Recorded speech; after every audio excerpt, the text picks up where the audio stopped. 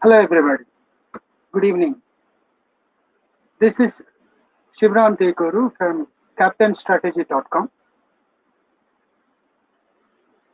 Today we are here for a webinar on post Covid-19 lockdown, and we're going to focus on the business process redesigning. You're not getting the audio. Is it okay now? Audio is okay?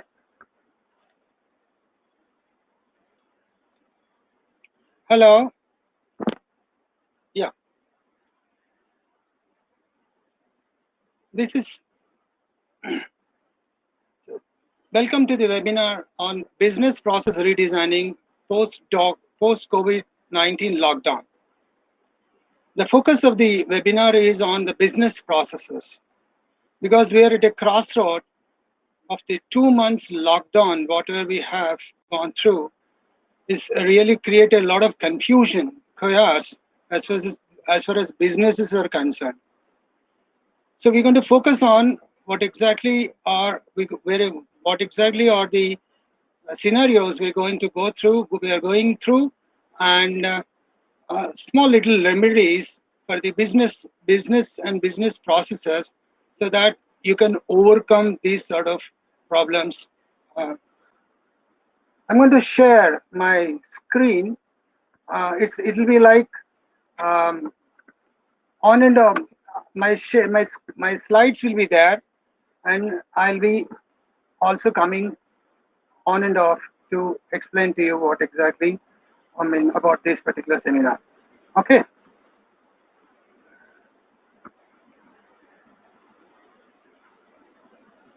I'm sharing my screen.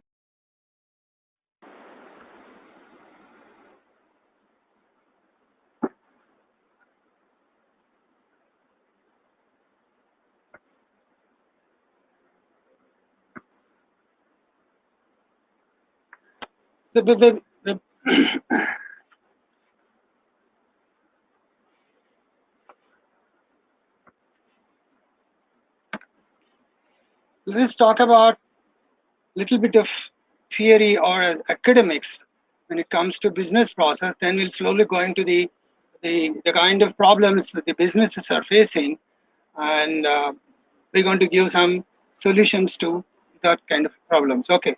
A collection of activities that takes place, one or more kinds of things, and where inputs and gets created, inputs and creates an output that is of value to a customer. That's a little simple process, academic one. When it comes to business process, these activities are logically linked, and task using the firm resources to provide the customer oriented to support organization's objectives. The theory little bit academics, and I'm going to little simplify about for our webinar. I just simplified this section into process of activities. Input creates output, whereas business process is a logically related task, and it is totally a customer oriented, result oriented process. This is how we can understand this particular definition. And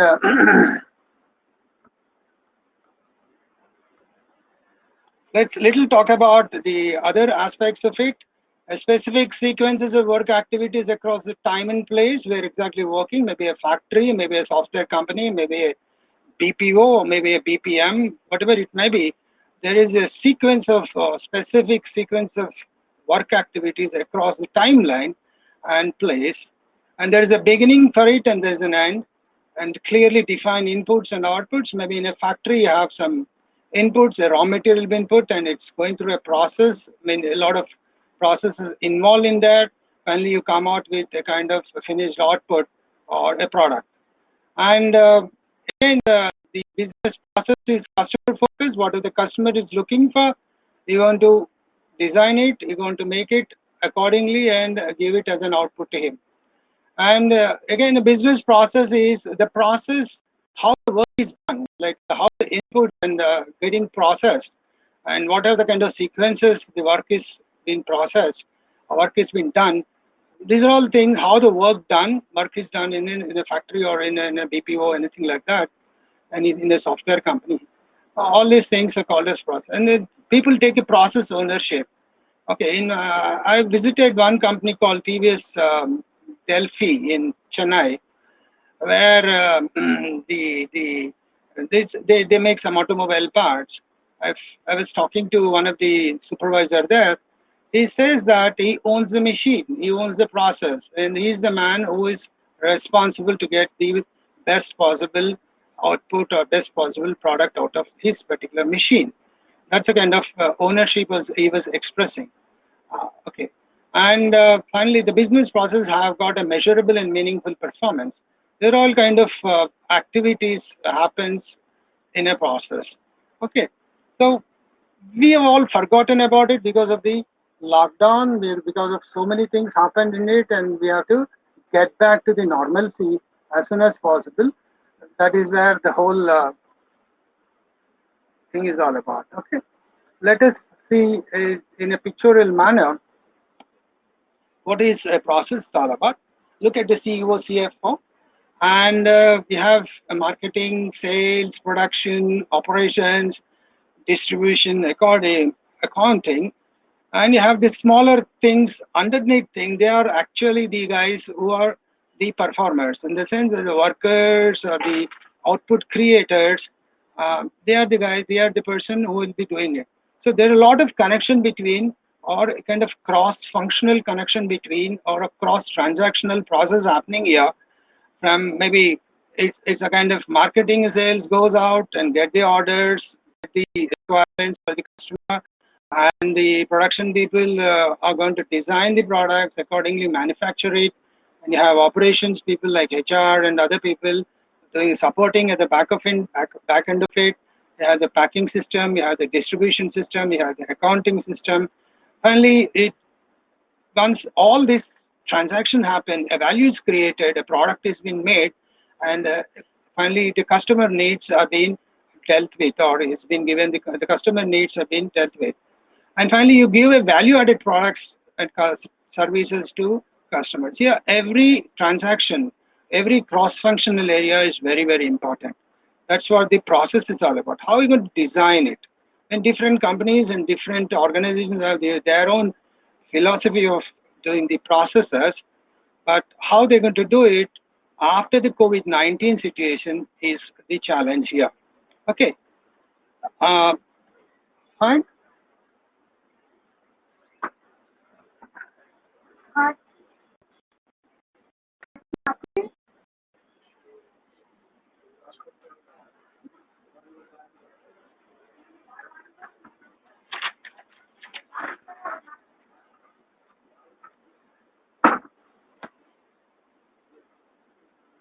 So I'm coming back. Okay, please type K on the message box, so that I can take it forward. Okay, fine. I'll get back to the presentation.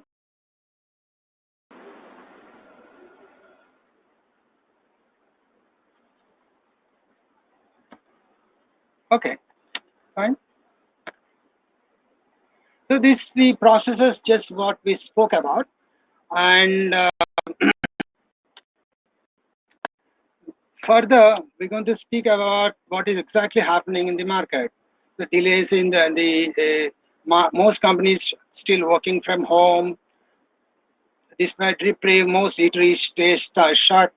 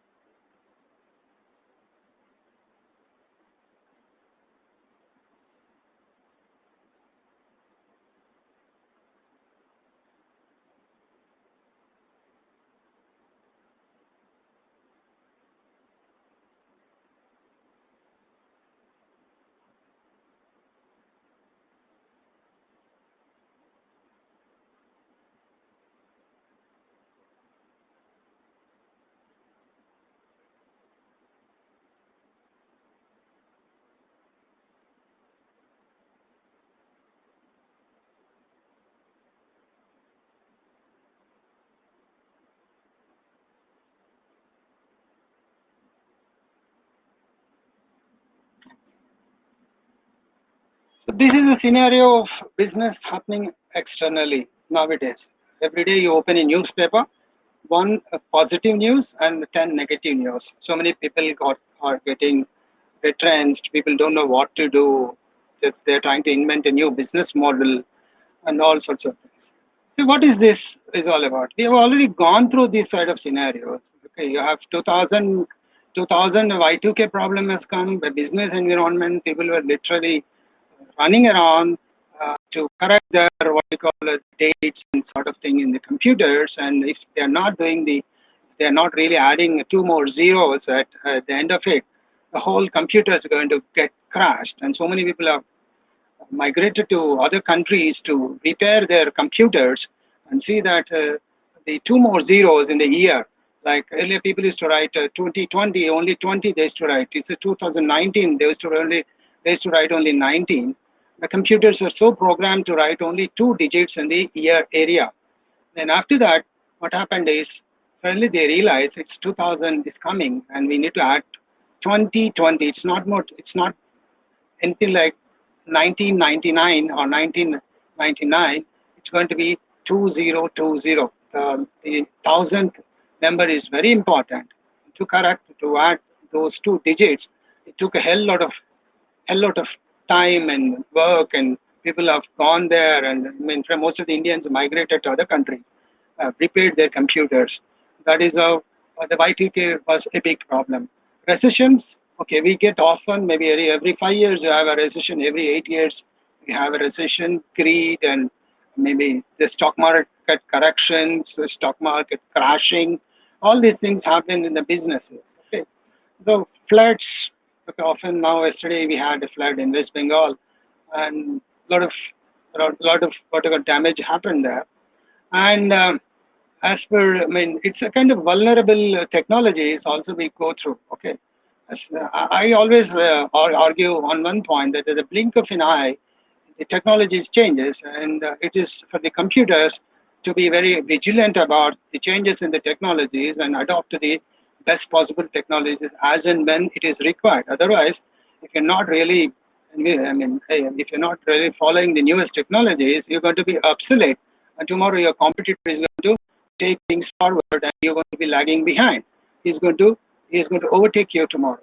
So, but technology is a vulnerable area. Every time it's going to be very challenging to organizations.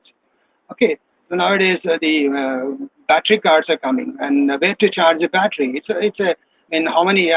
How many battery charging points are there? These are all technologies coming in for the car companies. There's a deadline for 2030 that all the petrol cars have to be changed to the battery cars, and people are just running around to change the technologies. So technology is a very big challenge. This is another business environment we all live in.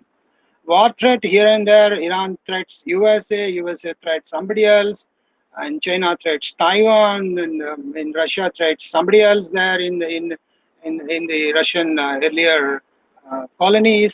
All these things again affects the businesses. Okay, lot many people do a kind of exports and imports, and lot many people export software.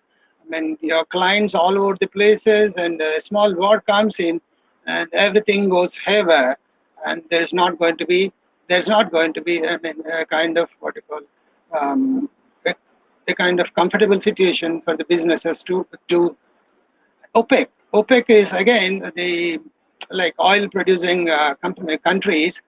What the prices of oil going up, the barrel is above $60. Your currency gets affected. Barrel is going down. Again, you're going to get affected. The prices go up because every transport is dependent on the oil and the petrol and diesel. And once the prices go up, definitely the cost of every product produced goes up. Again, OPEC news always is worrisome to everybody. It's again, we are living in this kind of business environment. And the same kind of thing, we just come across a kind of situation called COVID-19 situation, where we've been locked down for 2 months, 60 days. It's for our own good, because the virus should not spread all over the places, across the places. So we were compelled to sit at home for 2 months almost. Now slowly things are opening up, and how we going to ape, or how we going to get over this particular situation. That's a big challenge. So this is what I'm just trying to explain. It's COVID situation, kind of situations we already gone through, we are already going through, and that's not a big thing that we are not going to cross over this particular COVID-19 situation. That's what I'm going to assure you. Okay, let's see uh, how organizations, or how these particular businesses are affecting. It's directly affecting the organizations, the employees, the workers, the processes, everything. It's affecting. And the other thing is, you're looking at the leader. This is what kind of leader you have in your organizations. Like, it's a kind of optimistic leader. It's a kind of a person who is going to show you a direction, who is going to accept you the way you were there for 2 months earlier. All these things are very important. Yeah. Okay. And employees. Okay, they're all confused. Okay. And some got salaries, some are expecting salaries, and some have working the temporary employees or the casual labor who are not really working on those 2 months have lost their employment and lost their payment also, the salaries. So they were also suffering. So these COVID, as far as business processes is concerned, it is affected in the companies, the kind of thing in organization wide, leadership wide, and also the employees wide. So let's see how these things. Okay, let us look at the organization outlook about post-COVID. If you are lucky enough to have an objective-oriented leader at your place, and is going to welcome you, and is going to, we have few companies like Asian Paints increasing their salaries. Tata also said that its salaries are intact, no retrenchment they've promised. A few companies also are working in a very positive note. It's a kind of leadership who takes this sort of call, this sort of decisions, and it's a kind of objective. Maybe today the situation is bad, but does not mean I'm going to lose my confidence, trust among my employees. And the employees also cannot lose trust and confidence on the organization, on the leadership. So let the trust and confidence is intact, that in the long run, okay, if I give them now the confidence, in the long run, the kind of contribution they're going to make to the organization, it's definitely going to be profit oriented rather than anything else. And the outlook should be broad enough. Okay, like people should, few people we have seen the slide just now. People have, they've been lost jobs and retrenched, and the business are looking at how to go about, because the salary, the payments have not been done, the income is not coming in. So this is where the leadership matters. Okay, this is only a 2 month scenario, and we all lived earlier, we all live it together earlier. And if that is the case, okay, let us also contribute this 2 months. In the long run, this is going to really reflect on our profits. So kind of long-term results, definitely the leadership decisions, whatever decisions they're going to be taking in a positive way, is going to really affect the organization in a very, very positive way. Okay, we have the other kind of scenarios where subjective, narrow outlook guys show savings and short-term satisfactions. Here, the CEO may not be knowing it. Sometimes the CEO may not be knowing the kind of what you call the managers give them the advisors, but the managers act smart here. Okay, show some kinds of retrenchment. They show their intelligence there in the form of negativeness, and show the organization that they save a lot of money. And finally, what is happening is you're losing talent. And you're losing talent, you're losing experience, and you're losing productivity. And you need to, when you're getting back to normalcy, you won't get these people back. You need to retrain people. The same scenarios won't be there. The productivity, the same kind of degree of productivity may not be there. And these are all subjective people who have got a narrow outlook, think about savings, and think about short-term satisfaction. Definitely, they're going to lose a lot. So This is where the leadership matters. This is where organizations matter. This is where the nationalism matter. Where you want to continue status quo. In fact, you're bound to motivate your employees, bound to motivate your customers, bound to motivate your suppliers. That yes, we are there. Let the 2 months have gone. Let it go. But we let the things come to normalcy. That's the kind of confidence you can always give to your employees, suppliers, and the customers. And now we have certain protocols. Okay, because of the COVID-19 situation, and we've been there for 2 months at home, and we're coming back to office. And the protocol is the success and failure will have less to do with the business opening doors, but more to do with people how often they open their mouths. Because the more they open their mouths, the virus it's going to decide your future business at the workplace. Okay, so certain types of discipline one have to maintain here. Certain types of discipline one have to inculcate as far as the virus is concerned to go forward as far as business is concerned. Otherwise, okay, if you're not really following the protocols given by the government, the ICMR, or what you call the government directives, whatever it is, until the time the vaccine is come to medical shops, we have been vaccinated. We have to follow these particular protocols. Okay, because it's not the business opening, it's the mouth opening. So one should be very careful about these factors. I'm going to focus on more on those things, how to do those things. Okay. Okay. Organizations in a change condition, you have activities, transactions, and added cost to the organization. Three shifts are staggered for shifts. Okay. I think nobody should, I mean, if it is a factory kind of environment, usually 8 hours is a shift. Okay.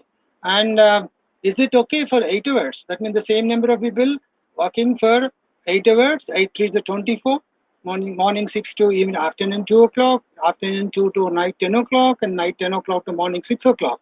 These are the shifts usually happen. Is it okay? 3 shifts? Because again, there is one particular issue called proximity distance. Okay, that is really affecting this particular shift because the same number of people cannot work as they were working 2 months earlier because it's bound to 1 meter distance, minimum of 1 meter distance, certain kind of what you call safety measures one have to take. So you have less number of people working at the shifts, and okay, and less number of people doing the transactions, less functional activity happens there. So I suggest instead of 3 shifts, it's better it can be a 4 shift where 6 hours, 6 4 24. The number of people are split or extended as far as shifts are concerned. The same kind of productivity can be expected. Maybe initially that may not be really possible, but slowly that can be you can catch up with the previous kind of what you call productivity, and 4 shifts can be staggered shift can be possible. That's what I'm looking at. People are how they're going to be doing it. Let us see. I have to come across still few people how they're doing it. Any transaction, please keep in mind, or the employees have to keep in mind, any transaction at the workplace, maybe across the table or across the machines or whatever you do, the cross-functional kind of activities, there should be or there is going to be a 5 to 10 minutes delay, definitely. It's not the kind of previous kind of times. Okay, you have to be very, whatever the kind of papers you're giving to other people or whatever the kind of transactions you do, definitely you are doing it in a distant mode or little distant mode. Definitely the 5 to 10 minutes delay is going to be there. So why this 5 to 10 minutes delay is that we're not used to kind of delays at the workplaces, at least when it comes to transactions. If it is a 5 minutes and 10 minutes delay, employees have to get used to what you call patience. 5 to 10, yes, this is bound to happen. This is going to be there. The delay is going to be there. And if they are predetermined, the preemptive delay is there, people are prepared to that, and they get used to the kind of patience, definitely this pretend 5 to 10 minutes delay can be definitely get you. I mean, they get overcome. Like it becomes part of their day-to-day work. Okay. Additional cost is the transport and hygiene and safety. You can't the same number of employees cannot be transported in a bus to the if it is a factory, or maybe it's a kind of what you call office bus, or maybe a pool car kind of thing. Additional cost is going to be there. Instead of hiring a car for 30,000 per month, you're going to hire the same number of people get transported, but you're going to hire for 60,000. I mean, the transport cost is going to go double. So one have to take these costs into account, get prepared, talk to your finance guys, and accordingly budget it, and let the finance and the CEO take a call on it, because in the long run this is going to really give profit, but in the short term there are going to be additional costs, and there should be part of your budget. Hygiene costs and the safety. Maybe you have to wear gloves at your workplace. You have to use the what do you call I mean, face masks, and also the other things. Sanitizers. A lot of consumption of sanitizers are going to happen, and not that they're going to physically consume it, but while cleaning their hands, a lot of sanitizing liquid are going to be purchased, and people are going to use it. There's going to be additional cost to it, and safety also. These kind of activities or these kind of things, what you call, are going to be there in the organization. And again, functionality, as far as functionality is concerned, um, proximity distance. I just spoke about 5 to, and what are the transaction? Maybe face masks, or what you call the face covers. Is it okay, or you have to wear some other kind of what you call protective gear, so that your transaction at the workplace is going to be normal, or as normal as possible. So if what is happening is, if some company or some government employee, if government employee or inspector comes to your factory or office, suddenly does the auditing and puts a lot of penalty on the organization, that's going to be a big problem. Again, the other thing is, if people are not taking care, they are going to affect themselves, not only themselves, but other people also at the workplace. So this proximity distance is very important.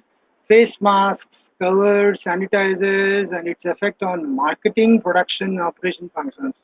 Okay, and you're wearing a face mask, it's very, very hot outside, and how you're going to cope up with these kind of things as far as marketing is concerned, same as production is concerned.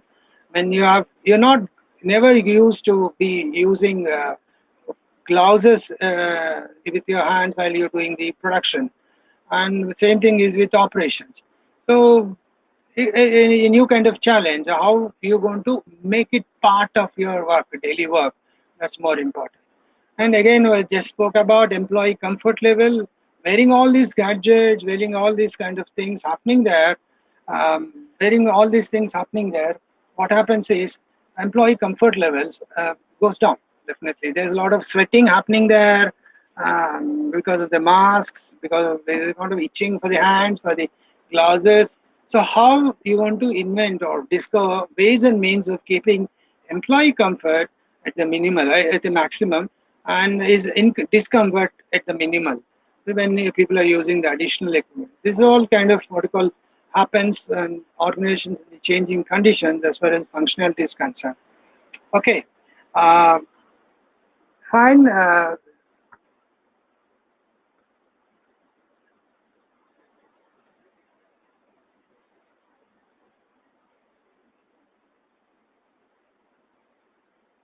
Yeah,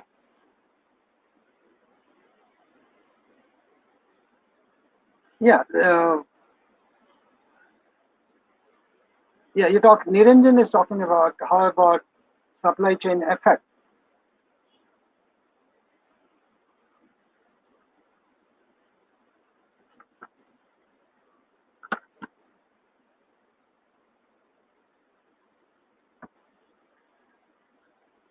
As I just spoke about, it's a cross-functional, and the what you call supplier getting the material, or machinery, or material, or the raw material to the. And this is again a challenge. Like half the things, or I mean, most of the companies have automated process, and like as soon as the requirement is done or requirement is there for the organizations, and immediately that's been sent to the supplier, and that happens in an ERP kind of thing. And definitely supply chain management is going to get affected. As I said, you are with your safety gadgets, safety gates, and again the proximity distance, and how are we going to overcome this? Again, how are we going to design your ways and means of working at the workplace? That matters as far as supply chain is concerned. And once that material comes to the what you call factory or company, and they gets processed, and again it's a kind of delayed process as far as supply chain is concerned. A little longer chain is going to be there, and you can always expect delays, and initially the cost is going to go up definitely at every place, and that is going to definitely land on the customer as far as pricing is concerned. But definitely the chain is going to be little longer, and at every place you have to design and define how you can incorporate the new governmental restrictions, and how you're going to incorporate the safety restrictions at workplace, and that is how you have to gain. Supply chain is going to be factory specific, employer specific, the organization specific, and there cannot be, as of now there cannot be a defined process for supply chain. I can always say that it's going to be a little longer, the chain is going to be a little longer and delayed, and this is definitely is expected out of the supply chain as far as COVID-19 after post COVID-19 lockdown is concerned. Okay.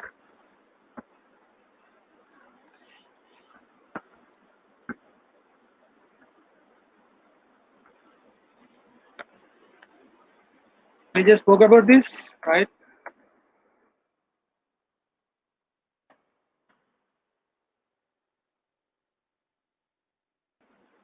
Organizational analysis is like work from home. I was just going through a book in the morning. It says that it's not only work from home, but it's going to be work from anywhere. Okay, you can sit in a beach and still do your work and send that the files to the project is completed. Your contribution is always there. Not necessarily it's going to be work from home. That's what he's saying. But this kind of work from home is going to be there. It's going to be a new way of what you call working. Okay. Just now we saw one of the news item where 80% of work from home is just started. Okay, in 2025, by 2025, 80% of the TCS works are going to be from home. Okay, again, a kind of new ownership. Okay, new ownership for the projects, new ownership for the processes, and if the employees take up this ownership, definitely work from home is going to be an additional advantage to the organizations. Okay, again, work from home is going to be additional if it is going to be part of tomorrow's working. The space, the rental space for the organizations are going to be less than. Okay, they need not go and hire as many buildings as they can to accommodate their employees. But as far as costing is concerned, as far as rental is concerned, the price is going to come down. But in the other side of it, one have to provide internet connection, the faster internet connection for the every employee who's working from home, and also kind of hardware, whichever is required. That is going to little cost to the organization. But work from home is going to be part of new normal. And same is staggered office. Okay, maybe it's a functional, maybe a team. Just if at all they want to really meet and this meeting is really required personally, they'll just book the office for about an hour or so, or 2 hours or so, and exactly on the time they're going to come down, maybe exchange physical, it's not exactly touching each other, but exchange physically the ideas with each other kind of thing is really required. But staggered staff presence, what I look at is tomorrow, it's going to be 24 by 7, 24 hours per day. People are going to be there in the offices, and maybe it's going to be, if it is a factory, it's going to be 6 hours for work. And these 24 hours, how, I mean, the teams, the functional groups are going to share the time and using the same space, office space, maybe desk space, maybe the desktops there in the office, and all the 24 hours are going to be utilized. That is how the tomorrow's workforce and the is going to be utilized. That's how tomorrow the office designing is going to be there. Okay, everybody have got their own logins, everybody have got their own passwords there, and they have stipulated restricted time to work. Again, that can also be in a software companies. It's going to be 6 hours for, I mean, of the work, if at all there is really a staff presence required there in the organization. So this is how the organization analysis. I foresee this is going to happen tomorrow. Not, that is how it is.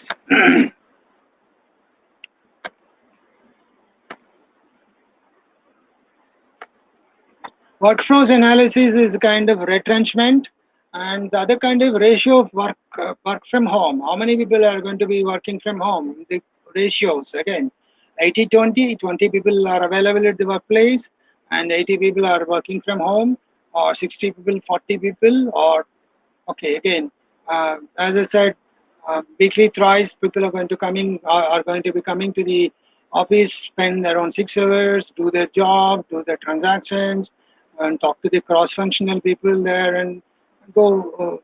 They can go home. That's how it is. So the ratio of work from home is going to be a factor, and again, it all depends on how the organization, the what you call the CEOs and COOs are going to design it, define it for their organization's requirements. Accordingly, they do it. Okay, recruitment, again, keeping in mind work from home, keeping in mind the kind of skills they have, the kind of confidence, the kind of projects they have already done, and basing on that, recruitment is going to happen. It's not that people are going to be taking as happened earlier 2 months back. Okay, the incumbents, the guys, the person who's about to get recruited should showcase his skills as he can do. He can contribute to the organization because he's having that skill, ownership, and other things. Then only good recruitments can happen. Otherwise, recruitments because work from home is already there, and people are working. I mean, the load is distributed equally. So recruitments may slow down for some time. That's what I'm looking at. Again, training, new performance metrics. Training is going to be there. How training is going to design? Earlier, around 20 people used to be there in a training class. Now it's going to be only 10 people.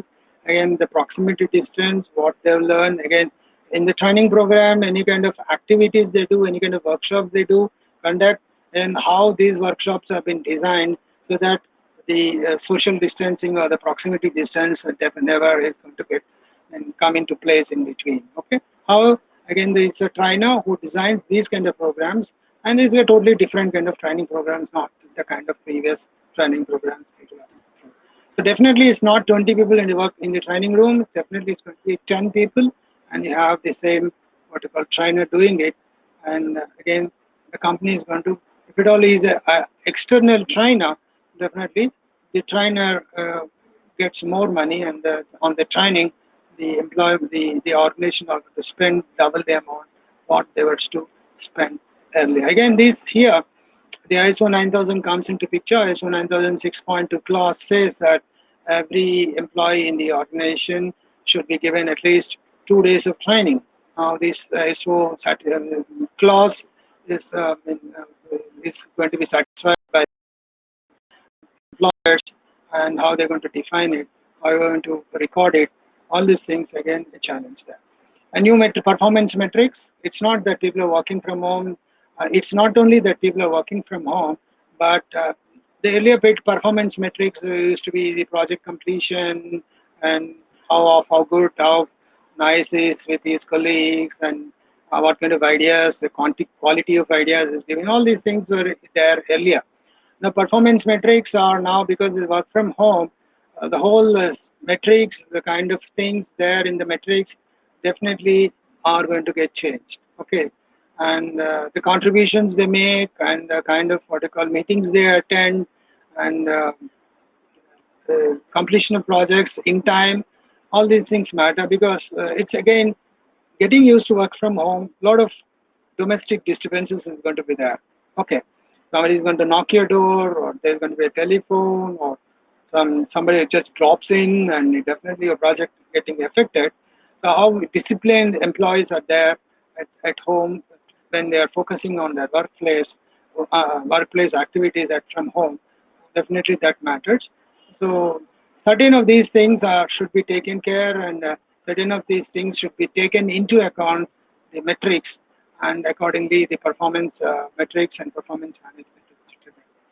And other as needed like health and safety for workforces, definitely if it is definitely it is going to be like there can be on-call hospital. It's not kind of on-call doctor. If it is a factory or it is a kind of thing, on-call hospital as soon as a person is having some sort of symptoms, some sort of bad health, if he's really got affected, it should be kind of it's a very emergency case, on-call hospital. You have certain beds reserved for your employees. At least minimum of 2 beds are reserved for employees tomorrow at a prescribed hospital for any kind of health related, safety needed related issues.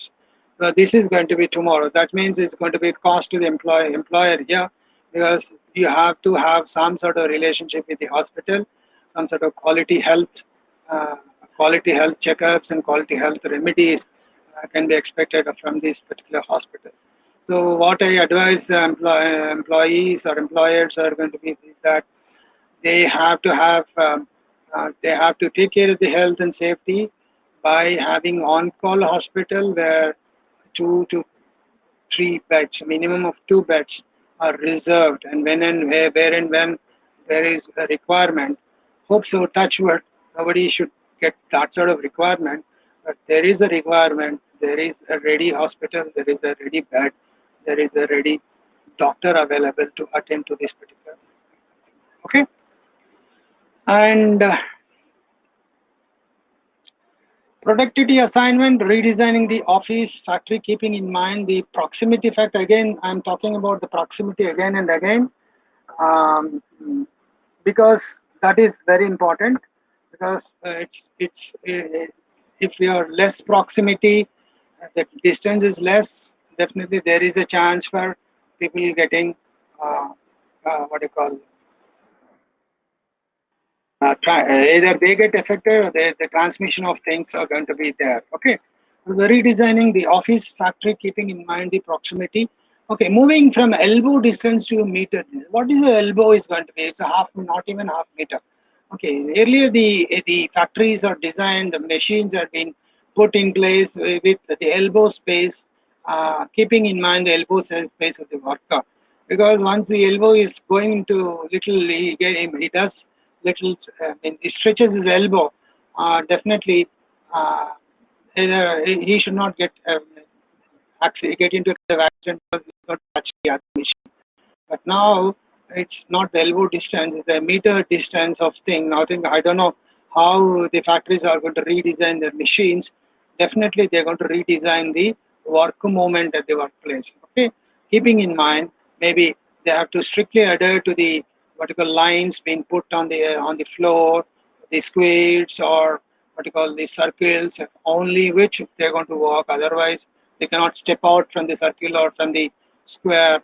All these what you call mandatory things, training have to be given. The importance have to be told to them, and they have to stick to their what you call space, a place where they are working, and that is that's a kind of productivity in the production area is very important. And take extra precautions till the time the new transaction become part of new life. Okay, definitely people are going to make mistakes. People are going to just go about. Okay, they just forget about the previous the kind of uh, precautions being given to them. So definitely uh, one have to take precaution and they had a supervisor always reminding them about uh, wearing a mask or not going to what you call near to other people, restricting them to the lines drawn on the floor, and maybe often using sanitizers, lunch rooms, and what you call wherever there is a possibility of people getting together, there is a possibility of virus getting transmitted from one person to other person. The organization have to take extra precautions and accordingly improve the new transactions till the time this gets a habit. This gets into a kind of habit. Okay. Okay. And this what just we spoke about health and hygiene of employees, four challenges affecting the businesses today, precautions or government regulations, emotions of employees. Because now what is happening is a lot of frustration happens. Okay, people come and tell you that this you're not wearing a mask, and the other guy is going to immediately react. Okay, a lot of emotional kind of thing happen there. So employee emotions and behavior issues of employees have to be taken because totally and this is a two new scenario. Okay, and this are bound to happen. Okay, and overall that's going to be increased cost of operations.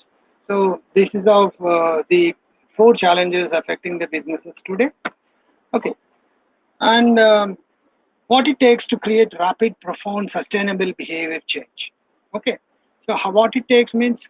Uh, you can suggest engaging all of six sources of influence. Again, this is a research done by few people. They came out with a compelling moral frame. It's a compelling moral frame, and you cannot cross this moral frame. It's a compelling one. A deliberate practice. No, there is no other go except practice, except overcoming it, and peer and leadership pressure. And your peer group is going to definitely tell you, and again your leadership is going to definitely help you in overcome these situations, and that is how it is. And social support, scorekeeping, environmental cues and tools, and this. These are six what you call sources of influence where you can make sure.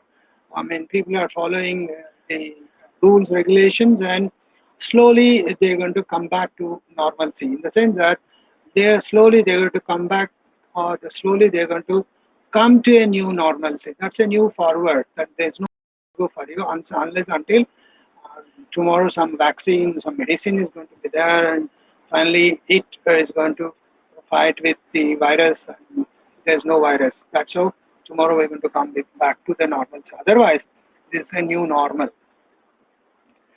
Boot camp for employees, and this for planning is a very good idea.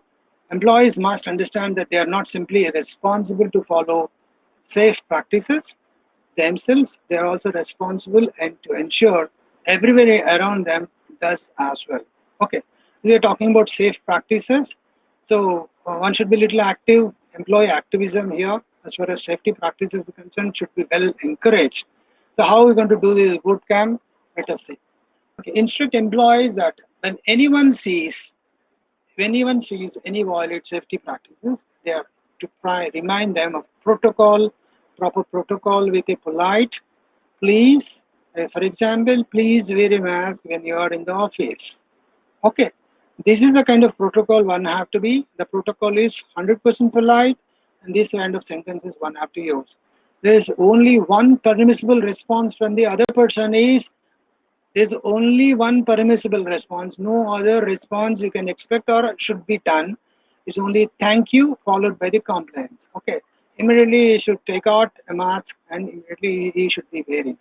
So this is kind of safe practice, polite suggestion and also polite compliance. This should be the language used or should be used in the offices at least for some time. Because if somebody tells you you're not wearing a mask, the other going to definitely react, mind your business. And that's going to be because here is not wearing a mask is other person's problem. Because he is going to get affected once this guy is not wearing a mask.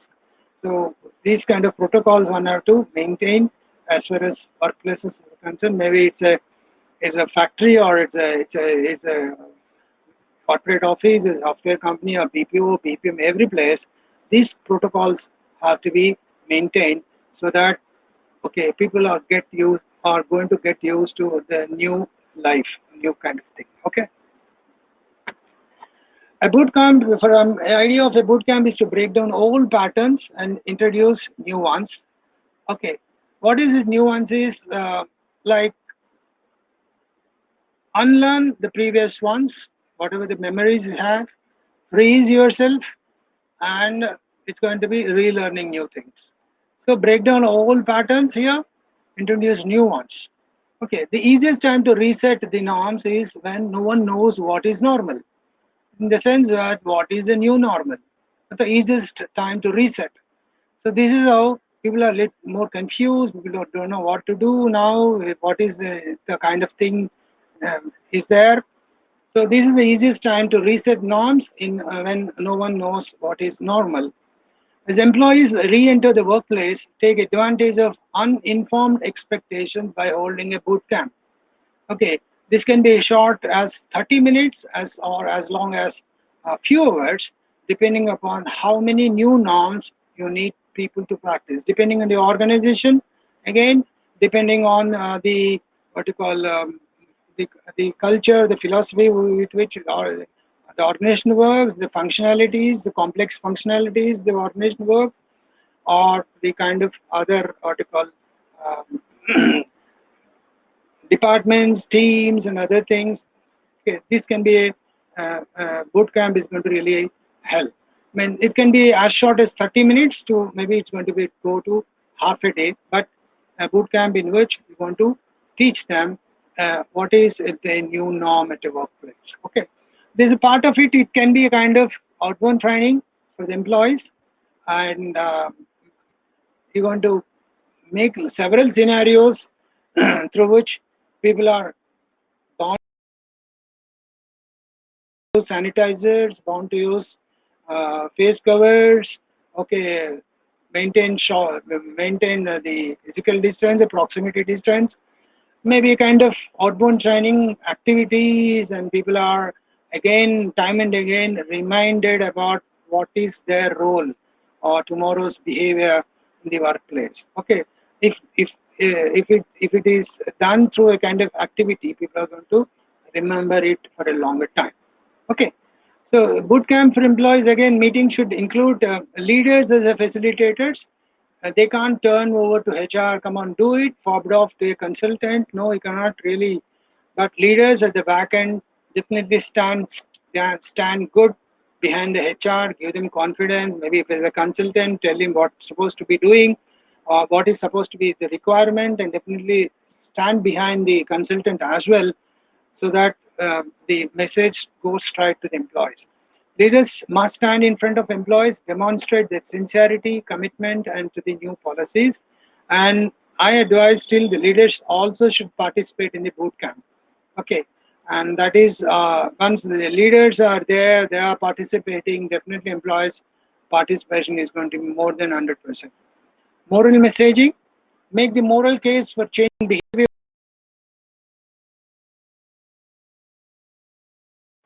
But if certain things are done, certain outcomes are going to be there. Better we don't do such things so that the wrong outcomes are going to be there. Better stay how we are. That's the kind of message we can send it through. This kind of morals, I mean, stories of affected friends, family, or clients to bring the risk of non-compliance to life. Okay. So this is also very important. This should be part of the boot camp. When people, whoever are participating, can be allowed to tell their own stories, their nearby friends' stories, so that the non-compliance is going to be very dangerous to the employees, and definitely they're going to be compliant to the whatever the new norms are going to be for the organizations. Okay. Boot camp for employees, deliberate practice. Leaders must not simply instruct people on new safety behaviors. People must go through the actual motions so they begin to develop muscle memory and practices feel comfortable, normal, and compulsory. Okay. Again, everything is deliberate. Without this, you can't really live. Okay. That's the kind of deliberate practice. You kind of embedded or reinforced kind of practices should be done to the employees. And outbound training simulated scenarios for hygiene, health, and safety related ones. Go through a game and they fail to wash in. Another colleague would practice, remind them, after which one reminded would practice, say thank you, and then complying. That's a kind of what you call new culture, new give and take culture, new confidence culture, new trust culture in the organization. An employee suggests you, you get reminded, you do that, practice it, you also tell thank you to their other colleague, and you start complying with the new way of life in the organization. The entire experience takes no more than 20 minutes in advanced training, depending upon the number of participants there. This seems simple, but compliance with new norms is substantially higher reinforcing to do that with a boot camp over those that didn't. People don't do the boot camps, the reinforcement will not happen, and people definitely, I suggest the organizations to do these kind of boot camps and conduct at least for they have to do it. They have to be doing it for the initial 1 week or 10 days, and monitor how the employees are doing it, and accordingly uh, continue to do these kind of boot camps. Practice with a fire. Hygiene drills. Hold daily hygiene drills or fire drills in the first week, where you ask people to stop what they're doing and practice a new behavior. In the weeks following, twice a week is sufficient. Effective fire drilling. Fire drills is not exactly fire drills here. We're talking about the hygiene drills. Also, in the weeks following, twice a week is sufficient. Effective fire drills also require leadership. Leadership must walk all the employees through emotions of each new safety behavior, and including saying please and thank you. It's the CEOs, CFOs, they should come down, and they should be doing it in front of the employees and saying please and thank you kind of thing. Leaders must walk through all these motions so that the trust and the behavior change definitely are going to be there in the employees. Fire drills require much less time, but are critical to sustaining change because they remind employees of how important the behaviors are, and that is how they get inculcating these behaviors into their daily life at the workplace. Okay, performance daily rounds.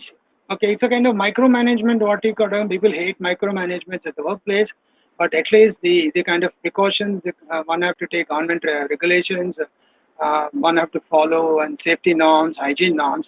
The micromanagement is definitely one weapon here. Saying you don't get what you expect, you get what you inspect. Okay, this is a kind of micromanagement. I don't like this, but in this scenario, definitely that's a nice what you call nice instrument here. As far as leaders must use a checklist to do rounding and measure compliance results. They can walk the work area, observe the degree to which proper behavior is being practiced. They should score it every day for the first 30 days and do their observations at unpredictable times. After that, rounding can happen every other day. Okay, it's a pure micromanagement, but this is going to be working. Okay, this kind of interventions, micromanagement intervention, the leader should follow so that the particular new behavior is going to be a new normal in the employees, because we are not used to the new normal. This is one way of making sure the new normals are practiced. Okay, I'll just go through. Leaders should score publicly, like leaders should then post the rounding scores every day. Okay, I'll take 5 to 10 minutes more.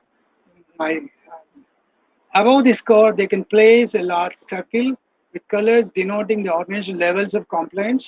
Okay, if it is a 95% compliance, it's going to be a leader. Okay, that particular department or that particular team or kind of thing. And if it is 80 to 90, it's going to be mediocre. If it is less than 80%, all the team members are zeros. Okay, this kind of what you call scoring can be put there, and people are going to compete to get as much percentage extra as they can, and they all on their leadership what you call module rather than in the zeros kind of bracket. So they must commit to post the results no matter what they are, definitely. And this is like we see in a supermarket seller, the best guy, or in the medical shops. The kind of motivating thing. that's not the scenario here. You are going to be put, if I mean your score is going to be put, okay, despite your doing bad, so that is going to be motivating to make you score good. Okay, so they must commit to post the results no matter what they are. Make sure they are visible to the clients and customers. Embarrassment is a powerful motivator for improving. The more the public the embarrassment, the greater the motivation. Here, no punishment is going to be there, only embarrassment. Definitely, embarrassment again is if we are using as an intervention at the workplace, so that people are going to be compliant with the rules and regulations, new rules and regulations. Okay. And best practices. These best practices may feel a bit awkward for many employees. Leaders, especially those who haven't been part of concerted workplace safety efforts before, because people are not used to this kind of discipline, definitely these are going to be very awkward.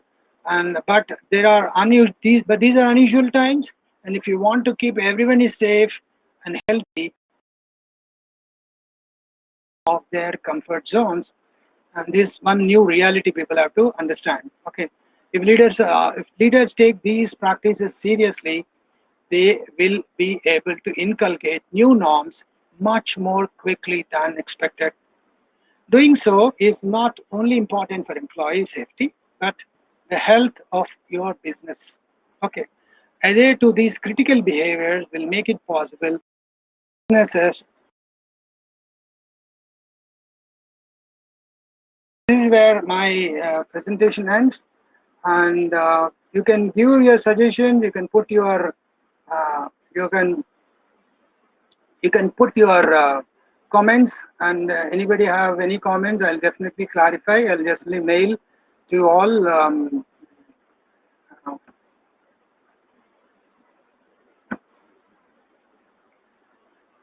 You can give a feedback in the I'm not